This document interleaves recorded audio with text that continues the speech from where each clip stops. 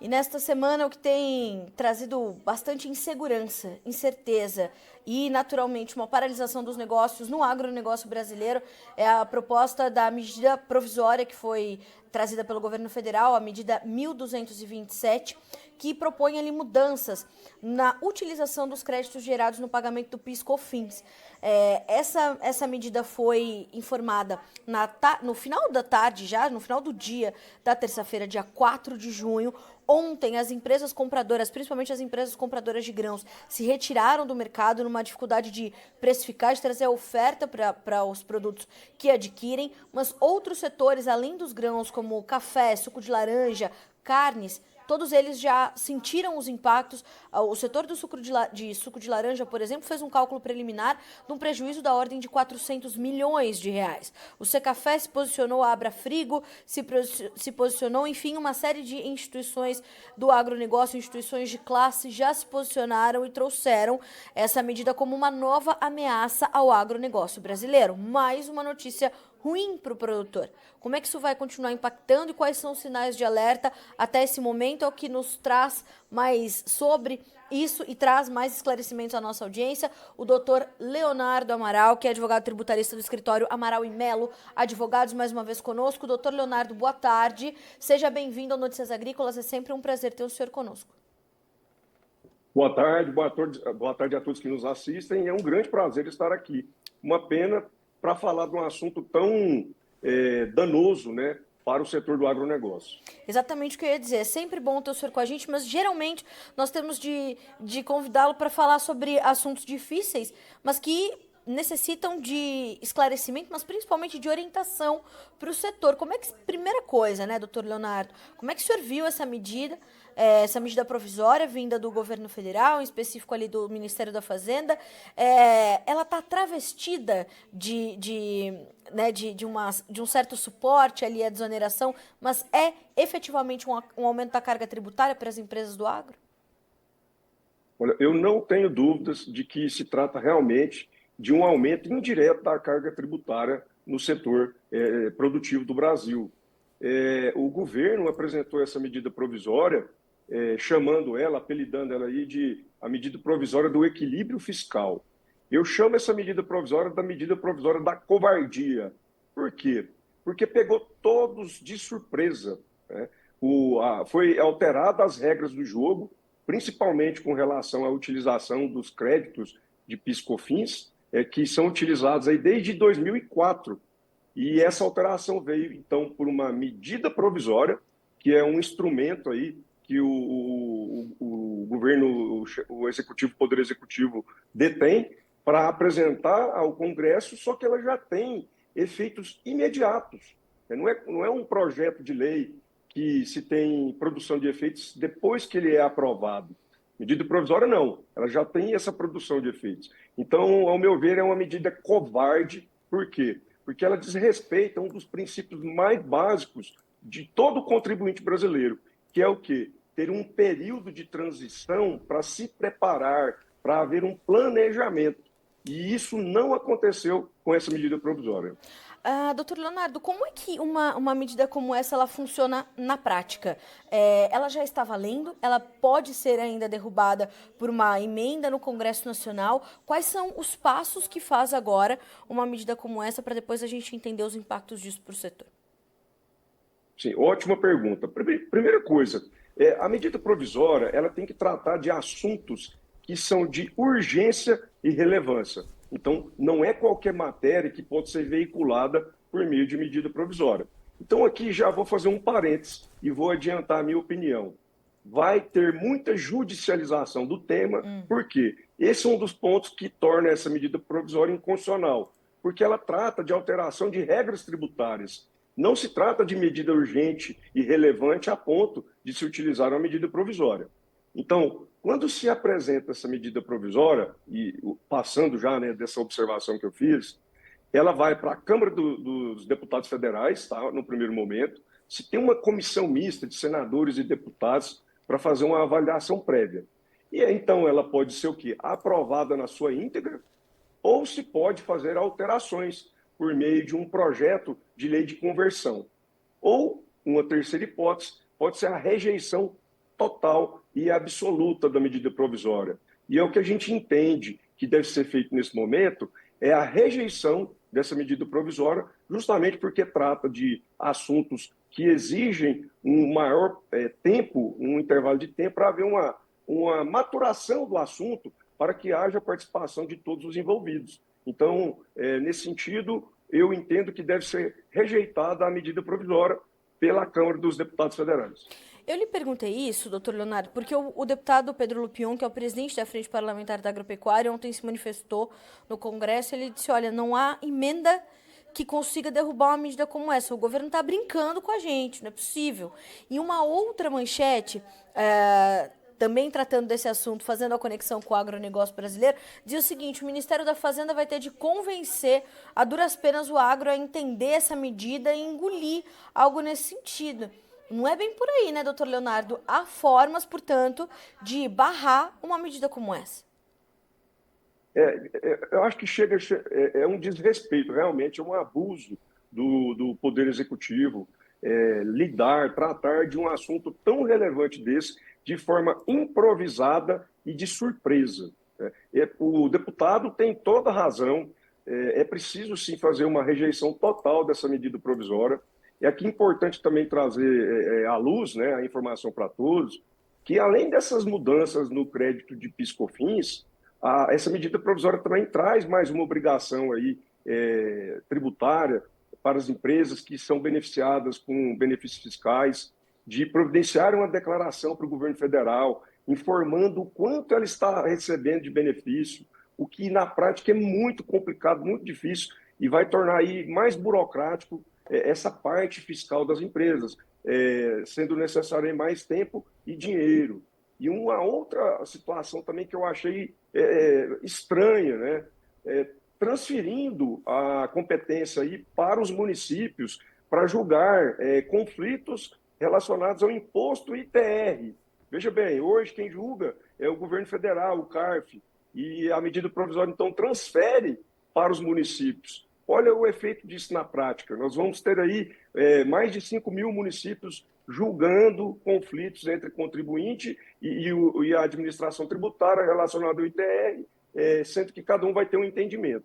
Então, a medida provisória é realmente uma bagunça e ela deve ser totalmente rejeitada. Tá certo.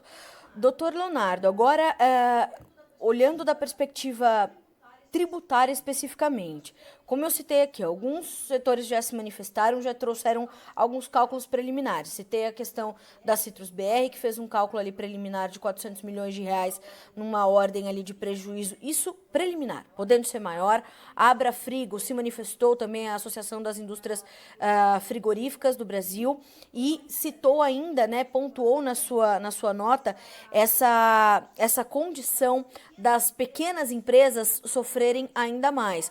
Fora as exportadoras de grãos, as tradings, as grandes, pequenas e médias, né? Isso e o Secafé, né? E eu estou citando ali o Brasil nos seus setores onde ele lidera as exportações, né, doutor Leonardo?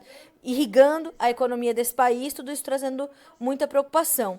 Como é que o senhor avalia esses impactos? Eu queria entender do senhor se já é possível nós mensurarmos algum prejuízo, alguma ordem de prejuízo financeiro para o setor, ou ainda é muito cedo, porque cada setor vai ter ali as suas particularidades, as suas peculiaridades na hora de fazermos esses cálculos.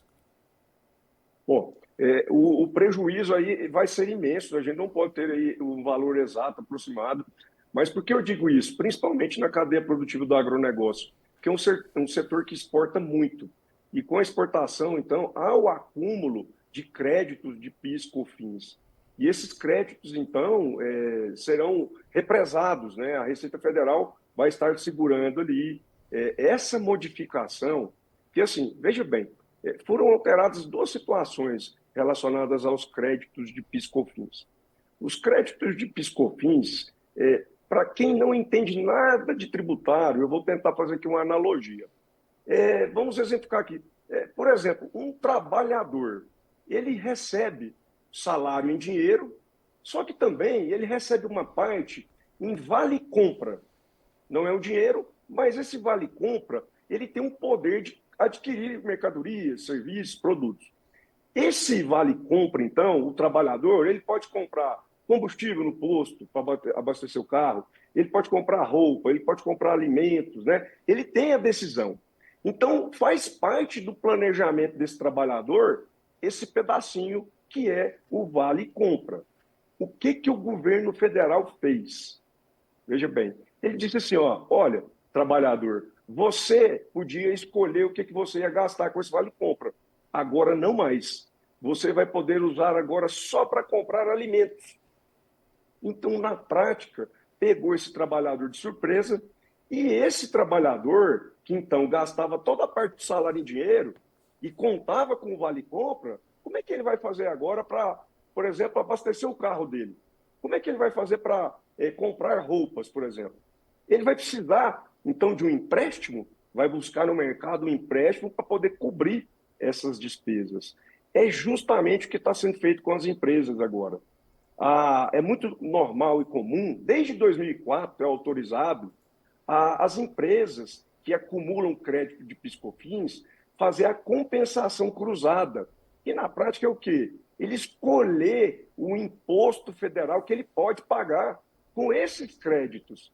Então, o crédito de PiscoFins ele não serve só para pagar o PiscoFins. Ele pode pagar imposto de renda da pessoa jurídica, a contribuição social sobre o lucro líquido, inclusive a Previdência. E agora, a partir de ontem, com o efeito imediato da medida provisória, essas empresas, então, não mais poderão fazer o pagamento do imposto de renda, do contribuição social sobre o lucro líquido. Só vai poder pagar com os créditos o próprio PIS e COFINS. Então, olha só o impacto disso na prática. A empresa que tinha feito um planejamento anual, teve aprovação de orçamento por assembleias, acionistas. Agora, ela se viu no momento em que vai ter que buscar dinheiro para o capital de giro, e isso vai custar, né, operação bancária com juros altos, para poder pagar esses outros impostos. Então, mudança de regra de jogo no meio do jogo. É uma falta de respeito e uma falta de tato com o pagador de tributo no Brasil. Agora, doutor Leonardo, a gente pode entender, portanto, dessa forma, né, essa contextualização brilhante que o senhor fez, e essa analogia também muito simples, porque é bom que a nossa audiência também vai ter o entendimento né, mais profundo. É possível perceber que é um aumento de tributação, é um aumento de custo que vai acontecer em escala, um efeito dominó. Não é só para um elo da cadeia, né? Quando a gente trata de produção de alimentos, né, de bens essenciais, a gente está lidando com todos nós. Então, isso vai sofrer, todos os atores da cadeia produtiva vai sofrer esse impacto. E, no final das contas, o consumidor ele vai pagar o pato também. Ele vai pagar por um produto mais caro em razão disso, em razão do aumento do custo tributário.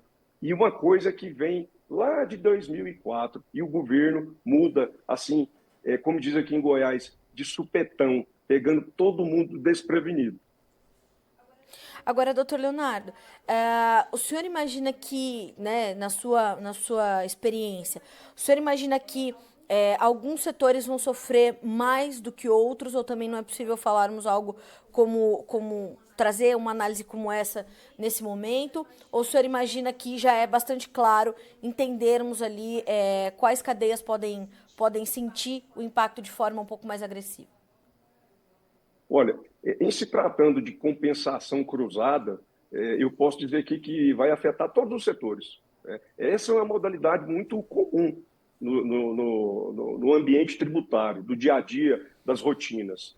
Agora, com relação ao setor do agronegócio, que é um setor que é a vocação para exportação, eu também não tenho dúvidas. O setor que vai ser mais afetado com essas alterações.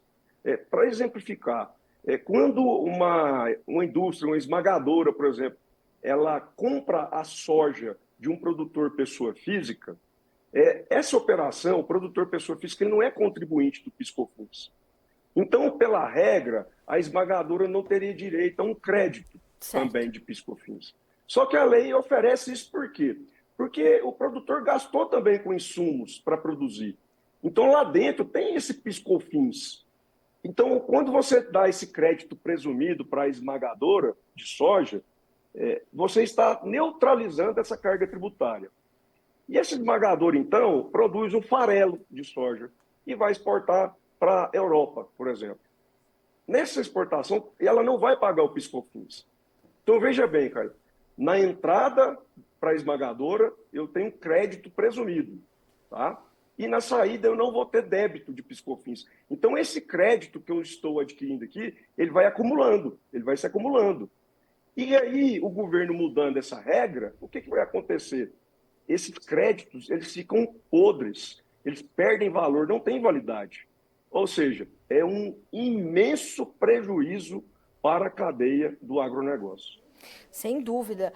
Bom, doutor Leonardo, a gente consegue trazer, para finalizarmos, alguma orientação ao setor a partir desse ponto, do que já está em andamento neste momento? Nós conseguimos trazer alguma clareza do que ainda pode acontecer, e queria ouvir do senhor também se o senhor avalia a postura de fato mais adequada das empresas que se retiraram do mercado, né, temporariamente, para entender, esperando um parecer dos seus departamentos fiscal e jurídico, se faz sentido para o senhor essa postura de fato se retirar do mercado, para entender como é que as coisas vão correr a partir de agora. Como o senhor falou no começo da sua fala, mudaram as regras do jogo, então precisamos, né, apita o juiz, vamos ver como é que, para onde vamos a partir de agora. Então essa saída temporária do mercado é o que faz sentido agora. A saída eu entendo perfeitamente. É impossível trabalhar num ambiente de incerteza em que você tinha estimado um preço de referência e, de repente, o governo provoca toda essa insegurança. Então, a meu ver, foi uma decisão sábia e, dentro da legalidade, não vejo nenhum problema. Agora, o que eu vejo no futuro próximo isso, os departamentos jurídicos aí das entidades que representam o setor estão todos concentrados, estudando e tentando identificar aí alguns possíveis argumentos para judicializar, então, a validade dessa medida provisória.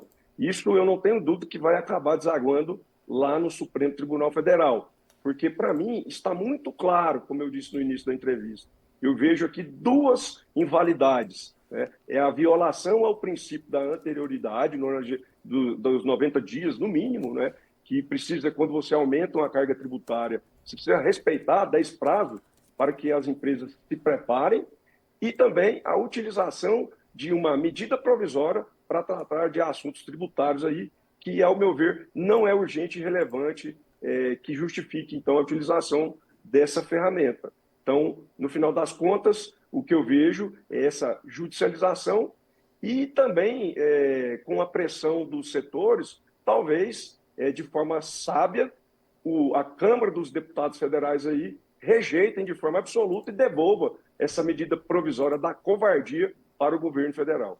Bom, vamos acompanhar. Doutor Leonardo, quero muito lhe agradecer pela companhia, pelos esclarecimentos, pelas orientações, principalmente. O senhor sabe, sempre que temos ali algo que precisamos entender melhor, recorremos ao senhor. Então, obrigada por aceitar mais esse convite. Notícias Agrícolas está sempre de portas abertas para o senhor e para suas explicações, para os seus esclarecimentos. Obrigada.